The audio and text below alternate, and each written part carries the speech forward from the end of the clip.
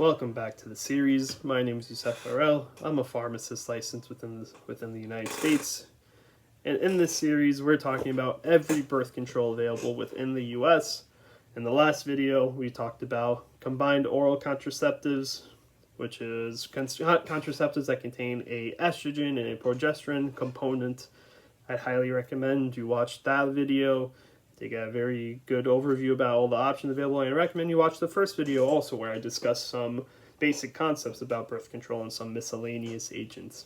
But today we're just going to continue our topic on oral contraceptives and talk about specifically progesterone-only contraceptives. Progesterone-only contraceptives work in the same way as combined oral contraceptives, but instead of having an estrogen within the active pills, it only contains a progesterone. And the idea behind this is that by only containing a progesterone, you could achieve the same effect that a COC would achieve, where you prevent pregnancy, but it can actually be taken by certain patients that may not be able to take a COC. So you can think of patients that have certain medical conditions like migraine with aura, or certain cardiovascular conditions, or the patient's breastfeeding, for example, they would be able to take a progesterone-only contraceptive, or a POC for short.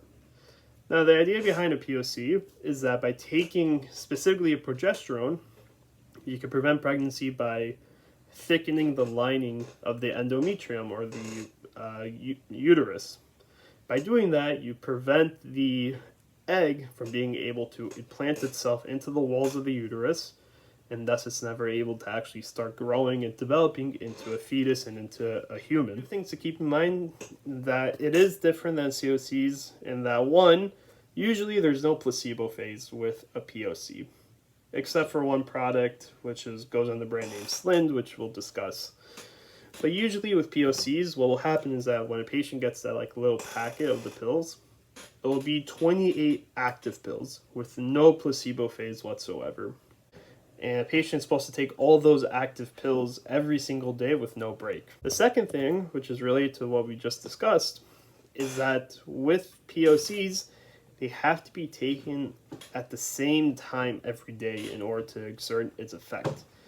If the patient even misses the usual dosing by 3 hours, they would actually have to take a backup contraceptive. This is a lot different compared to most other medications, where with most other medications, if a patient forgets to take the medication at their usual time, they could actually take it later in the day and they should be fine. But with POCs, they have to take it within that specific window of time, or else they would need to take a backup contraceptive. So to give an example, let's say a patient takes their POC at 7 o'clock in the morning. And if they forget to take the POC at 7 o'clock in the morning one day, they would have up until 10 o'clock to take the medication in order to still be protected and still have the effect of the birth control.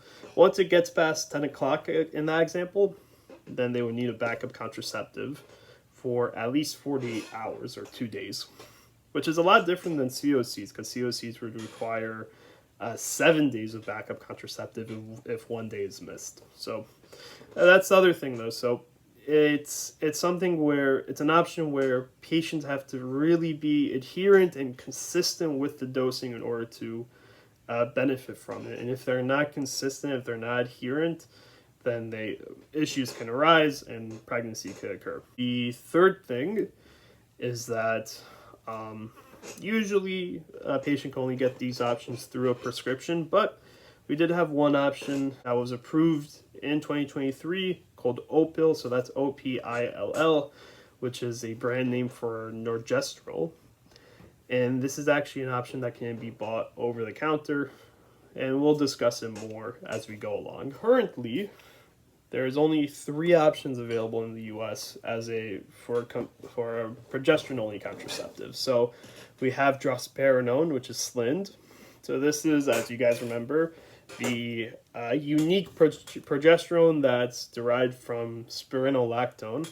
And this is the option that does have a placebo phase. And so it's very similar to the other COCs, where you'll have 21 active pills and 28 placebo pills, which makes it different than the other ones, because with the other ones, it's just 28 active altogether.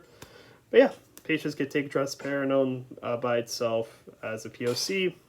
You also have norethindrone. They have norgestrel, which is Opill, which the OTC brand is Opill, but it does come as a prescription option, which same thing from what I could tell, comes in a little bottle, we can portion it out, but also comes as that OTC option, Opill.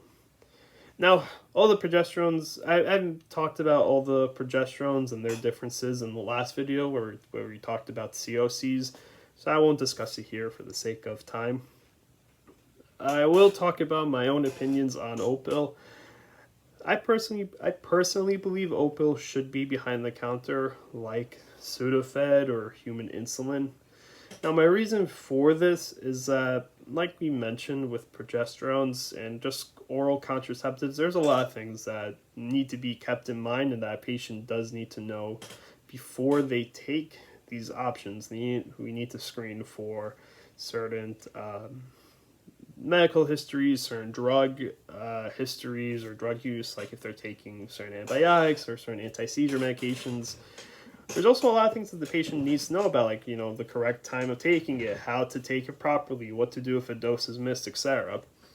The issue with Opill is that even though it has all that information on the drug facts, there's no guarantee that a patient will actually read it. And there's no guarantee that if a patient does read it, that they're going to understand what to do with it. So what can happen a lot of times is that patient could buy Opill over the counter, just pay for it at the register, and who's to say that they read it? They could just throw out the box later and just keep the little blister pack, or they could just never read the box in general and they just don't even know. And that could open the door to a lot of different issues that could open the door to a lot of different issues that could arise. And we obviously don't want those issues to come up, and those issues can be avoided if patients are counseled and informed properly of all the things that they need to know.